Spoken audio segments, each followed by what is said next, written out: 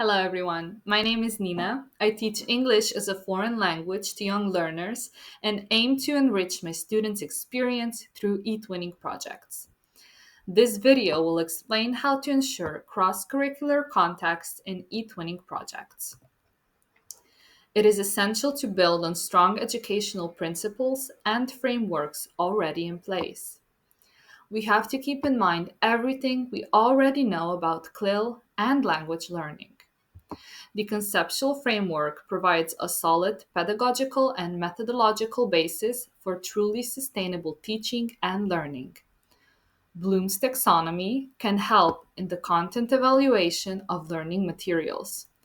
Knowing in which taxonomic levels we could classify the tasks helps us be aware of creating tasks that are solvable and manageable. As there are many advantages to integrating a foreign language with non language content, high quality materials should also contain content that can be found in the national curriculums of non language subjects. The national curriculum of a non language subject can help us understand what level of knowledge children already have about a certain topic. Last but not least, it is important to find the right balance between content and language learning. Let's shine a light on the importance of age appropriate disciplinary discourse. Finding the right balance hinges on using age appropriate disciplinary discourse. When engaging in a CLIL activity, it is crucial to ensure that the language employed in the discourse is closely related to the content being taught. To ensure tasks are both realistic and meaningful, we must start by aligning with the national curriculum and existing school knowledge. This helps determine the expected conceptual depth pupils should have reached in a subject. In a CLIL context, we can then introduce them to simple academic vocabulary and scaffolded tasks that match the level of understanding without overwhelming them with excessive linguistic complexity. Disciplinary language is not just about vocabulary, it is about using subject specific ways of thinking, reasoning, and explaining. Teachers should mirror authentic disciplinary practices while still being accessible to learners at their language level. While we simplify for age and language level, we must not dilute meaning. Instead, we can plant linguistic seeds by introducing foundational disciplinary language early on. By using scaffolded support such as word banks, sentence frames, and visual aids, we can gradually build learners' confidence in using disciplinary discourse. This helps them develop not just language skills, but also their identity as learners in different disciplines, preparing them for more complex study in secondary education and beyond.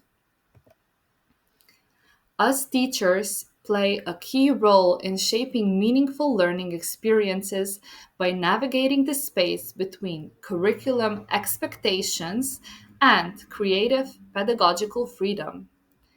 The national curriculum offers a clear framework of what students are expected to know and be able to do at each stage of their education. Within that framework, teachers have the opportunity to select specific topics that align with students' interests, needs, and relevance. They can choose to enrich their lessons by diving deeper into certain curriculum based themes, providing cross curricular connections, and fostering higher order thinking. At the same time, teachers are also empowered to think beyond the curriculum, offering content that introduces students to relevant European themes, emerging technologies, or interdisciplinary questions that spark curiosity and broaden perspectives. This balance between curricular fidelity and pedagogical innovation enables educators to nurture not only subject knowledge, but also creativity, motivation, and essential lifelong learning skills that prepares pupils to engage actively in a shared European future. All right, this was my first e-twinning project. We included way too many classes, which was overwhelming in time at times for us teachers, but overall, it was important the children enjoyed it. For this project, I chose a curriculum-based team that allowed us to make cross-curricular connections between social studies, art, and English. We began by exploring the holidays celebrated in Slovenia. Together with the children, we discussed each holiday, looking at both family traditions and national customs. After our discussions, we created summaries and wrote short English texts describing how we celebrate each holiday. These were meant for our partner schools in Spain and Italy, so their students could learn more about our traditions. To make our messages more festive, we also designed cover art for holiday greeting cards. We then mailed these cards to our e-twinning partners, and in return, we received beautiful cards from them too. What was especially interesting was discovering how our countries celebrate both similar and different holidays. Sometimes we even celebrate different things on the same day or mark similar events at different times. For example, while they celebrate St. Valentine's Day, we in Slovenia celebrate St. Gregory's Day, which has a similar spirit but falls on a different date. This project was a wonderful way to combine learning with creativity and to build cultural understanding through real life communication. Now, I would like to talk about my most recent e-twinning project, one that took a slightly different approach. With this project, I decided to go beyond the regular curriculum. Most of the activities were carried out as part of the extended day program, which gave us more flexibility and freedom to explore broader themes.